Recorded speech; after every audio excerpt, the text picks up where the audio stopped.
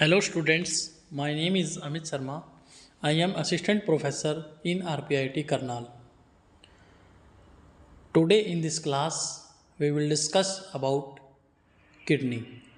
So basically जो है kidney to kidneys होती हैं, left kidney and right kidney, जो कि कनेक्टेड होती है यूरेटर से. सो this is the structure of kidney and this is the ureter. इसका जो डायमीटर है वो 7 to 8 mm के आसपास का होता है. और किडनी को बेसिकली टू पार्ट्स में हम करेंगे तो जो आउटर पार्ट्स हैं ये हमारा होता है कोर्टेक्स एंड जो ये इनर पार्ट है ये है मेड्यूला. तो किडनी को जो आउटर पार्ट है वो cortex and inner part is medulla. और किडनी के ऊपर क्या होती है, ग्लैंड प्रेजेंट होती है, दैट इज एडर्नल ग्लैंड. होता क्या है बेसिकली यहाँ पर ये देखिए नेफ्रॉन प्रेजेंट्स होती हैं. Nephron are the basic structure and functional unit of the kidney. Nephron का क्या काम होता है, नेफ्रॉन क्या करती है, फिल्ट्रेशन करती है, रीअब्जॉर्प्शन होता है वहाँ पर, और बेसिकली जो यूरिया और वेस्ट प्रोडक्ट है वो एक्सक्रीट आउट होता है.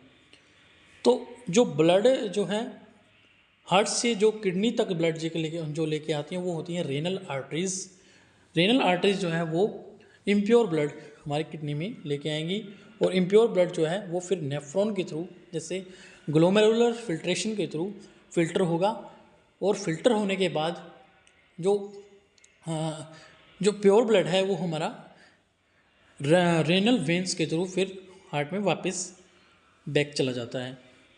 लेकिन अभी सारा फिल्टर होगा, फिल्टर होने के बाद जो वेस्ट प्रोडक्ट निकलता है ज़रूरी नहीं है कि वो वेस्ट होगा, क्योंकि उसके अंदर कुछ माइक्रो न्यूट्रिएंट्स रह जाते हैं. तो उसका क्या होगा फिर, वो रीएब्जॉर्प्शन, जैसे पीसीटी के अंदर और डीसीटी. पीसीटी जो proximal convoluted tubules and distal convoluted tubules, फिर वहाँ पर कलेक्टिंग डक्ट में कलेक्ट होगा. तो सारा जो होने के बाद रीएब्जॉर्प्शन, यहाँ पर कैपिलरीज प्रेजेंट होती हैं. तो दीज जो कैपिलरीज हैं इन्हीं में मूवमेंट होता है ब्लड का. तो यहाँ से जो एब्जॉर्प्शन रीएब्जॉर्प्शन वगैरह कैपिलरीज के थ्रू फिर वो ब्लड में वापस चला जाता है. तो बेसिकली जो वेस्ट है कलेक्टिंग डक्ट के बाद फिर वो कहाँ कलेक्ट होगा, यहाँ पर कलेक्ट होने के बाद यूरेटर के थ्रू कहाँ जाएगा, यूरेथ्रा में. और यूरेथ्रा में जो है मसल्स प्रेजेंट होती हैं, ड्यूरामेटस मसल्स प्रेजेंट होती हैं जो कि कॉन्ट्रैक्शन कोज करेंगी और यूरिन का फ्लो होगा. तो बेसिकली अगर हम यूरिन की कंपोजिशन देखें तो उसमें 95% तो वाटर होता है और 0.5% के आसपास यूरिया होगा और 3% के आसपास 0.3% के आसपास क्रेटिनिन होगा.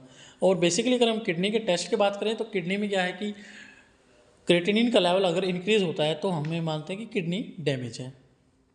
और अगर लेस यूरिन है तो उसको हम कहेंगे ओलिगोयूरिया, एंड अगर ज़्यादा है तो पोलीयूरिया. अगर यूरिनेशन फ्रिक्वेंटली हो रहा है तो पोलीयूरिया के केस में ज़्यादा होगा. और अगर नाइट में अगर यूरिन होता है उसको हम करेंगे nocturia. So this is the structure of the kidney. And ये जो है हमारी ब्लड कैपिलरीज प्रेजेंट्स हैं. This is the cortex and this the outer part is the medulla. नहीं, this is the cortex and this is the medulla, this is inner part. और ये है ureter. So basically two kidneys होती हैं, left kidney, right kidney. जो right kidney है वो थोड़ी डाउनवर्ड होती है as compare to left kidney. इसके ऊपर एड्रेनल ग्लैंड होते हैं. अब हम बात करते हैं फंक्शंस क्या हैं किडनी के.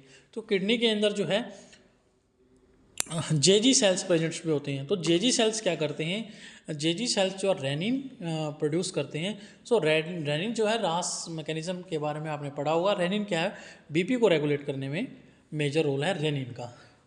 रेनिन उसके बाद